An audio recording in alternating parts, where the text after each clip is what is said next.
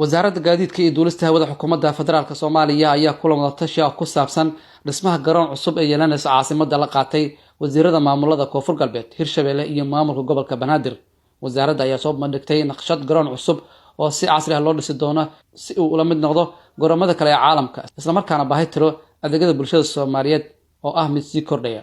Kulanka oo ah kii ugu horeeyay ayaa mas'uuliyiinta sheegeen mashruucan uu dan u yahay guud ahaan dalka, diyaarna u yihiin ka maamul ahaan. sida la wada ogsoon yahay airportka magaalada Muqdisho waa airport oo liiho xilli hore waxa la diyaariyay oo xilligii dawladda dhaxaba ay ahayd in laga guuro meelaha qaarkood assessment lagu sameeyay laakiin aan lagu guuleysan hadda oo magaalada ay hormartay oo wadanka uu hormaray oo diyaaradaha caalamiga international ay xilli kasta imaanayaan airport waasac in la helo oo caalamiga oo international oo diyaaradaha internationalka la jaan qaadi kara in la sameeyo waxay u tahay Soomaaliya guul ay u tahay magaalada Muqdishona waxay u tahay guul ay u tahay eedeeda handawayaan wala garoonkaas walbadan ku qaabad doona dhin walba hadii nasiib soo nagado la kuweela Hirshabelle la kuweelon wala nagado doona ka Hirshabelle hagiliya faa'iido badan hadii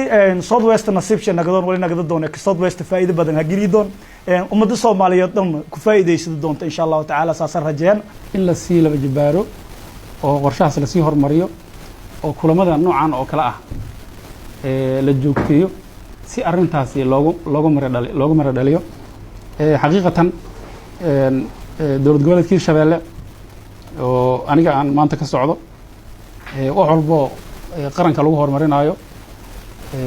waxa weeye diyaar ay u tahay boqolkiiba boqolna waa soo dhaweynaynaa arintaas wasaaradda gaadiidka ee dowladda federaalka Soomaaliya waa kala shaqeynaynaa. wasiirka gaadiidka iyo duulista hawada ayaa magacaabay guddi isku dhaf ah kuwaasi oo ka soo shaqeynaya dhameystirka iyo halka laga hirgelinayo garoonkan oo loo baahan yahay in lagu dhameystiro waqti kooban. waxaan hogaaminayay wasiir dowlaha wasaaradda gaadiidka iyo duulista hawada Cabdiraxmaan Xirsi Kulmiye Cabdiraxmaan Dheere. diyaar u ah insha Allah inaan waqti badan gelino sidii aynu u soo dhameystiri lahayn sida airport aan u sameyn lahayn insha Allah. waan rajeynayaa marka wasaaradaha labada dowlad goboleed iyo maamulka gobolka Banaadir iyo wasaaradda amniga inay nagala shaqeyn doonaan arintaas sidii ku xaqiiqoobi lahayd ku shaqeyn lahayd insha Allah ta'ala. waxaan leeyahay guush waa muuqataa waxay u baahan tahay kaliya inaynu commitmentiga aan si xoojinno diyaar la yiraahdo aan si xoojinayna insha Allah. wasiirka gaadiidka iyo duulista hawada xukuumadda federaalka Soomaaliya Maxamed Cabdullaahi Salaad Omar ayaa sheegay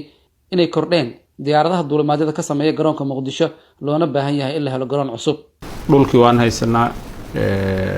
labada dhinacba dhulku waan ka heli karnaa dhinaca Koonfur Galbeed ama dhinaca Hirshabelle intaba waan ka heli karnaa marka waxaan doonaynaa in aan ka tashano inaga oo siyaasiyiin kaliya aanan hayna technical teamkii engineeradii iyo dadkii nagala talin lahaa oo way nala socdaan way nala joogaan hadduu Ilaahay ka raali noqdo waxaan rajeynaynaa sida la socotiinba isla xisaabtanka waxay noogu jirtaa wasaaradda waxyaabaha looga baahan yahay inay si degdeg ah ku soo dhameyso inta sanadka uu san dhamaanin ayaana laga rabaa inaan soo dhameeyno waana ku soo dhameyn karnaa haddii Ilaahay ka raali noqdo. qorshahan ayaa ah in waqti dhow lagu hirgeliyo garoon oo banaanka ka ah gudaha magaalada Muqdisho si loo helo fursado kale oo maalgashi ah